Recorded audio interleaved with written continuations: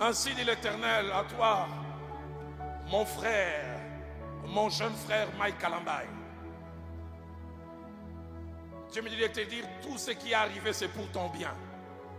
Quand ça montait dans mon cœur, je disais, Seigneur, j'ai un lien avec Mike, je peux le lui dire en coulisses. Il dit, dis-le en public.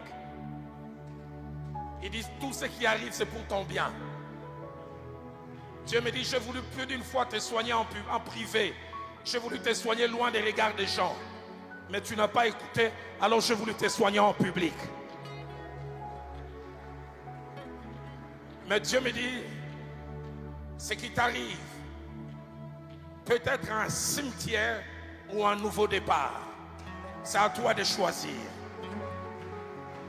C'est ta réaction durant ces temps qui fera soit ça soit un nouveau départ. Alors tu connaîtras comme Samson, quand ses cheveux ont repoussé, il a eu plus de victoires après, ou tu seras jamais enterré. Mais il me dit, il t'aime tellement. Je vois une armée de personnes à genoux en train de prier, de pleurer. Mais je vois aussi comme une plaie pleine de pus. Et certains veulent couvrir la plaie. La voix dit non. Il faut enlever les pus. Et je vois, on dit même il faut gratter. Je vois, tu cries. Et puis on dit il faut mettre l'alcool.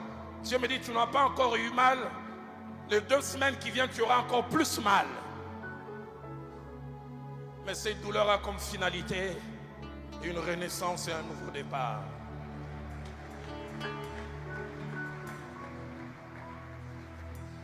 Mais je me réjouis. L'Esprit de Dieu me dit, malgré le scandale apparent, étonnant, l'Esprit de Dieu me dit, malgré le scandale apparent, le Dieu de la Bible sait garder plusieurs qui n'ont point fléchi les genoux devant Baal.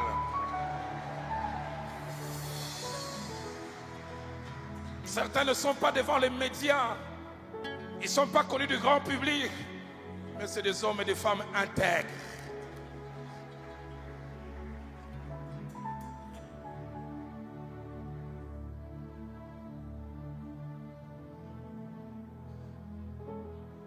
L'église pour laquelle Papa Idi Nabal a donné sa vie,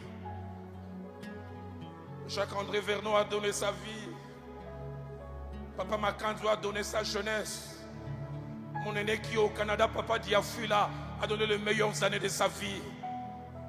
L'église de mon pays ne sera pas enterrée.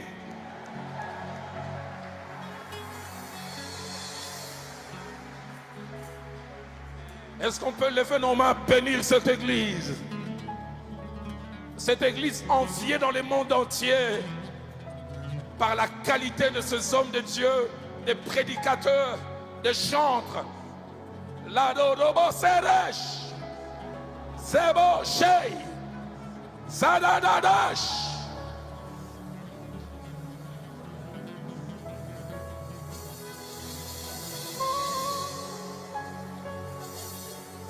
Depuis lors, aucune plainte de quelconque nature n'a été déposée à l'encontre de M. Mike Kalambaye. Les accusations, les propos infondés, les déclarations mensongères qui sont portées sur les réseaux sociaux ne reposent aujourd'hui sur aucun élément matériel. Et il n'appartient pas au tribunal médiatique des réseaux sociaux de se livrer à une quelconque appréciation. Les appels à pétition, au boycott du concert du 26 mai 2024 au Zénith de Paris-La Villette seront par ailleurs dépourvus des faits. Il convient de rassurer l'ensemble des spectateurs et des clients ayant payé leur billet pour ce concert, car les effectifs de sécurité ont été renforcés après avoir pris attache avec la mairie de Paris et les équipes de sécurité du Zénith de Paris-La Villette. Ce concert fera l'objet d'un dispositif de sécurité renforcé, destiné à accueillir les spectateurs dans un climat de sécurité visant à protéger l'événement et à garantir la sécurité tant des spectateurs que de l'artiste, ainsi que l'ensemble de son entourage. Pour ainsi dire, son entourage a pris toutes les dispositions nécessaires de manière à ce que cet événement se déroule en bonne et due forme. Événement qui se déroulera quasiment à guichet fermé. Aujourd'hui, 22 mai 2024, M. Mike Kalambay a décidé de sortir de son silence et a décidé de déposer plainte devant le parquet pénal de Paris pour des faits de harcèlement moral, de diffamation et injure publique, ainsi que des faits de menaces, d'atteinte aux biens et aux personnes. À l'heure où nous parlons, des identifications des personnes et des détenteurs des différents comptes sont en cours. S'il convient de respecter le secret de l'enquête, le secret de l'instruction qui est en cours, toute personne qui se livrera à des déclarations, à des propos mensongers, pouvant recevoir la qualification juridique de diffamation publique, d'injure publique, ou toute autre infraction pénale qui conviendra de qualifier dans le cadre de cette affaire et à l'encontre de mon client M. Kalambay, fera l'objet de poursuites devant les juridictions compétentes. Il en va du respect de la vie privée de M. Mike Kalambay et aussi de la sécurité de celui-ci, mais aussi de son œuvre et de l'ensemble des spectateurs qui se rendront à son concert du 26 mai prochain.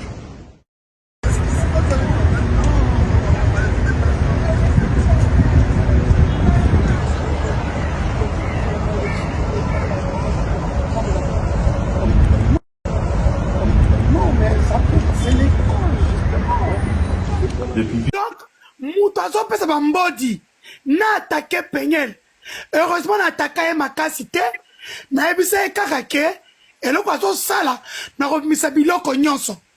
Et tant on a pesé qu'à moi 2-3 choses, elle a compris que j'étais au courant de beaucoup de choses. Et donc, cette fille a commencé par avoir la dépression sur les réseaux sociaux. Moi, j'ai dit ça à quelqu'un. Vous avez la sala.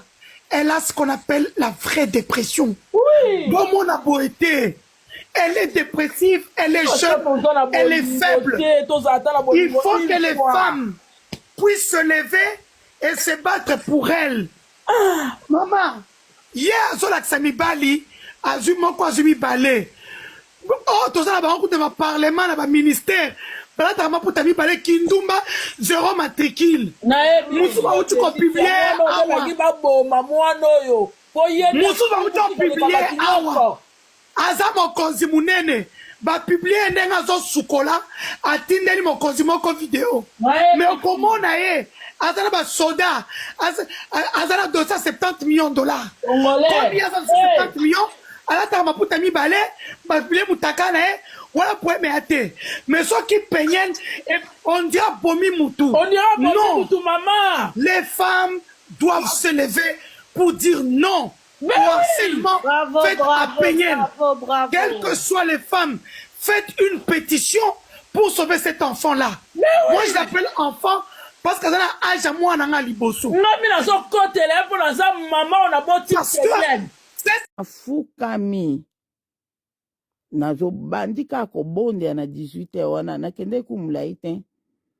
Leka na zo bonde la kaka na sengi ka na pamboli nzambe nde akomisi biso na 18h na sengi bolimbi siso mabe moko ezali alimbisa nga mbala moko na moni se na biso wana abimeli ngai na vision abimeli nga boye na chambre se pegi tamusu bokanisa oyo akufi ke nga nazo confondre bakombo te oyo akufi te oyo akufi kombo na ye se lisi ye te mutabimeli nga eza se pegi oyo aza vivante yango na kolinga penda video oyo to audio oyo batu bokomisa ngo tipa na ye malgré eza nango message na ye penza te me bokomisa ngo po ayeba po eza makambo o molimo na ye nde mutu esengi yango me ye mona bonzoto bandeko na nga ayebi yango te makambo ya spiritualité ezali makasi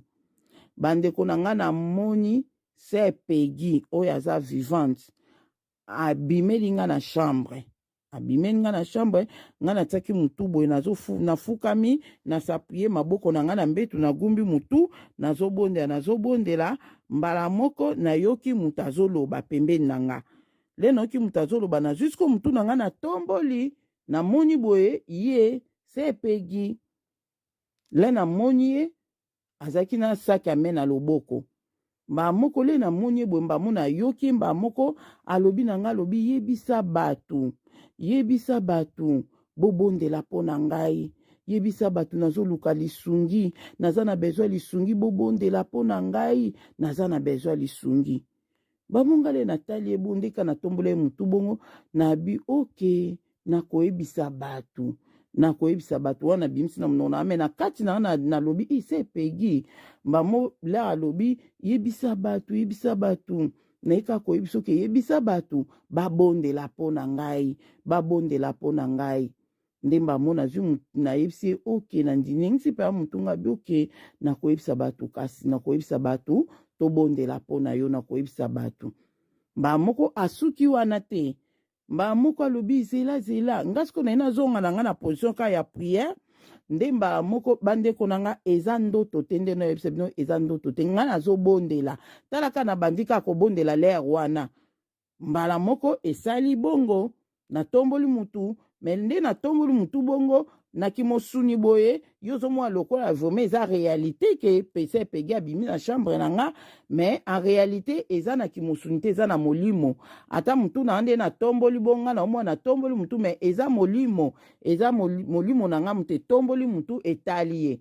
Voilà, nasi bo comprendre prochaine Adeline télévision eza chaîne to ba makamba molimo to buku ta mikuwa soko comprendre te eza pasi pona opo oza na spiritualité moko boye ya niveau nanu te ya ngwana ko comprendre mambo biso to ba awate ndembala moko le na moni ye la alobi na nga bongo pona bandela ngo bien po message makasi yango alobi na nga alobi yebisa batu bobondela pona nga yebisa batu babondela pona nga pona zoluka lisungi naza na besoin ya lisungi natunaki pete ke lisungi yango ya nini tobondela pona nini bamonga na yebisika oke nakoyebisa batu tobondela pona yo nakoyebisa batu ndemba moko alobi na nga zela naza pe na ba 20 moko awa na pe na ba 20 mo anaina lakiso ba 20 ango abisinga bongo abina na ba 20 moko na saki na nga naina lakiso ba 20 rouge o nga naza nango bandeko na nga se pegi afongoli saki na ye nazomona boy azwi mulangi ya 20 a déposer na mbetu na nga naomona bongo a déposer likola mbetu abina za nango mibale mamo nga na tali 20 wana nga na bi se pegi o iza 20 o iza makila abina za nango mibale abimisi su mususu abitana na ba 20 mibale ba 20 rouge na nango mibale abimisi su mulangi ya mibale mulangi o aliboso bandeko na nga ezaki vraiment mulangi moko mo munene ya mesure ba 20 o iza mwa minene wana ozomona ngo mulangi eza transparent nazomona makila na kati nga pa naomona 20 naomona pa makila oyo ya kilo wana makila oyo ya kilo wana bakanga na kati ya mulangi nga nayebisi nga me oyo ya mibale sikoyo ezalaki mulangi mo ndeti ya bamesure ba 500 ml wana sikoyo ezalaki na makila na kati me makila wana ezalaki pale moni makila moko eza ya mai ya pale makila oyo ezalaki wana me nyonso mibale ezalaki makila ye azobenga yango 20 nga na bisa elisi ndani yango ayebiso ke oyo eza ba 20 eza ba 20 te eza makila oyo eza makila yo ozotambola na makila na saki na yo ndenge nini otambola na makila na saki na yo se epegi mama azotala ngaka nga mpe na otala azoloba mpe eloko te nga binani yango ayebiso ke oyo eza ba 20 eza ba 20 eza makila mbala moko natombola sikoyo elongi boye namoni mbala moko na musika namoni mbala moko mwa batu ebele me bilongi na bango namonaki te namoni kaka batu mbamunga na yebisi nga na bitala bato oyo oza na bango naolakise nga bitala bato oza na bango baza ba membre se pegi bato oyo oza na bango baza ba membre tala maboko na bango na makila maboko na bango eza na makila ozomona teke bato oza na bango maboko na bango eza na makila se pegi ozomona ngo te bandeko na nga vision ekatanaki place wana mba moko puna susumuki na bandi kutu kolenga na bandi kolinga mpenza donc naoki somo moko bandeko na nga bokokai koimagine tele naokaki somo wana lobi na 18h. Est-ce que mibali no nini oyo kotanga na biso oyo bolingana pena c'est pas pour les baises en fait. Pas pour les baises. Non, tant même sous nous obligés autant à terre. Eh, ba leader. Non, ba leader bana kat. Mais nga na ba leader. Ah, faut être jeune lu qui n'a pas problème. Nga na ba leader mais il a bien. Non, mais ba leader na ba kitoko. Waouh. En fait, on dirait que quand on a un leader, il faut na zonga kuna. Hein, bailo de Paris. On dirait qu'il faut na zonga kuna parce que kuna na kalaise. Et puis pour les leader bailo. Ata bo bebani et soukeli bino pour moi ça prêtre. Ata la ata de que so na mina kena e so papenga. Mbaba bo gérer. C'est comment la moyo nzena zonga mike. Bango ba basina bango. Eh, na ba pastante.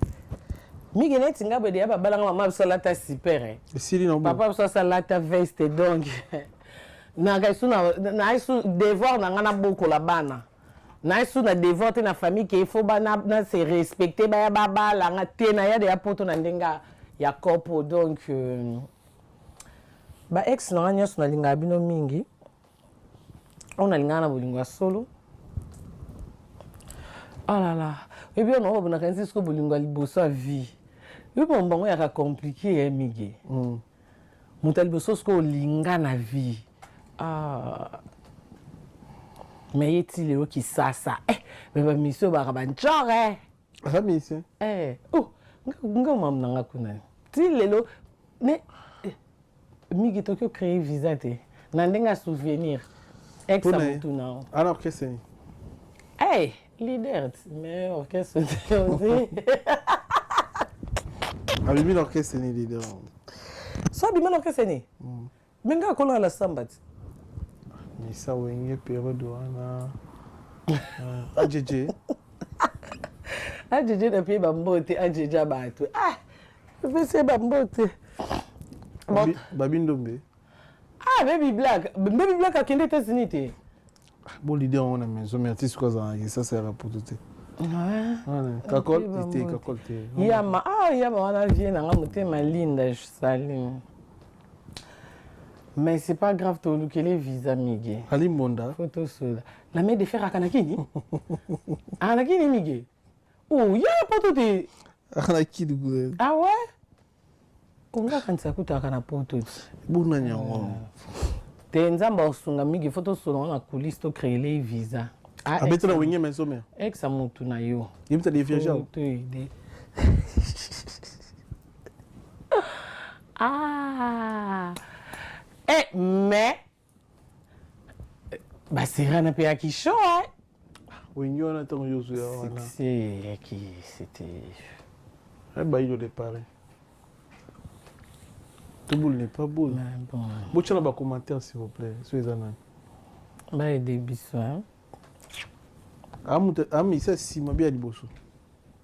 Tenga de atina mona na sima kuna nani Wenge de ba nani ba minyo ba kibele Diego. Ati ba Diego ba ya prête. Diego minute te. Diego minute mona na baby sa vina ye. Te kobengi mona taza mon bala batupé quand même. Bala moi si za pe comme collègue. Voilà, ndé dans so te ndé ma bête migi mona na abeb sa vina ye. Diego. Grand chanteur. Abeb sa vina nani? Abeb sa vina parce que tu es bilié na musique. Waki na maison mère au côté lati ou ya poto en fait aux arapenza en fait à ça la voix il y a président Wera. Ndenge ba moins des ara que président Wera so na yete au sali voix mais na banzembo mususu pe ya héritier wata oh ba yemba na Wera na ba concert au monde. Yemta sala ngo pas sala ngo bien. Oh surtout que boy chanteur akoma no kanga ba jimazita. Akoma spécialiste so ba kangalizita. Ata na jatanga wisi mais vous comprenez lizito bakanga ana technique à lizita. Bah après tout ça ça mobali ya concert na yo. Aza mobali ya Natasha mama ya bana. Te mobali Sarato là s'il te plaît. Abala Saratola. Migi. Moi ndenga na vandi benati déjà dit dagola na makolo boye penza. Eh. Diego, zongela musique. Mais on sera musique. Zongela musique pété akoma côté kabaji. Zongela musique peut zoa charge à bana.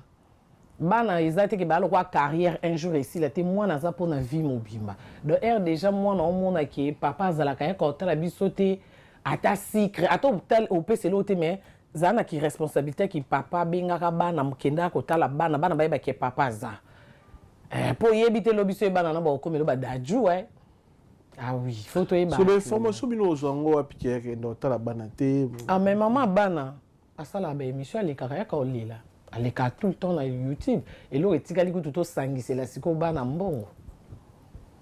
Elle est là tout le temps. Biso do rana kini te mambo le kana couple te bité mais maman bana oya olela ke bo aider parce que papa bana aidera bana te ka otala bana yekuta yaka mingi la sera ba bonani. Po yebi na kini bonani ya pe a fête ke bana bilamba sika il faut soswe lambama. Parce que yaka ba série wana.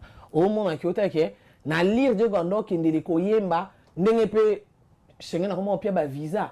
Déjà moi si oaki ne loko tanzimi obote lobana et la question que soki kuto komo simba 100 avant dit pose aki ne loko te manzora bazemi abote la robana ça veut dire que ngaki à part quoi avancer na musique et ngaki aider open na bana na yo que omoni sozo bima déjà oyebi ke na mwana na mona ne bandele miso boaki mwana na omoni na sala semblant mais eza ko sa responsabilité parce que ça on charge à mwana na te na yemo ko zana kilo boaki parce que ko boaki maman bango le internet et comment encore le go vidéo na TikTok mi ke ko tanga komba mwana ngato sala ki elote entamba mo sur la vérité et bomi poto ba mi ke biso a preuve exact te ke yona lobby biso banque ke yango na lobby biso na liste yo ka ke na lobby boye depuis ton la poto voilà yango na lobby si ozui courage wana c'est parce que oyebike na sala ka rôle na aki papa yo bi parce que soko sala raté on doit risque autant à comboter pour mère oxel na TikTok so salité leki non sala so leki nete na famille mutu mo azaka wana kaka ya PCR apamba mo ka ye elo côté era yemba mo bongo biso total ke amige na plateau ya solo vérité nzoka mo akosaka enta e comme le quoi si tu lo ka mabe mère ba petinda kango na prise wana eza prise à vie te biso pena mundelet. Vous informer, c'est notre souci majeur. Pour toute information politique, culturelle, sportive, abonnez-vous sur votre chaîne Bibiche Mbombo officiel. Bibiche Mbombo officiel, l'information à temps réel. Abonnez-vous massivement et vous ne serez pas déçus. Bibiche Mbombo officiel is the best.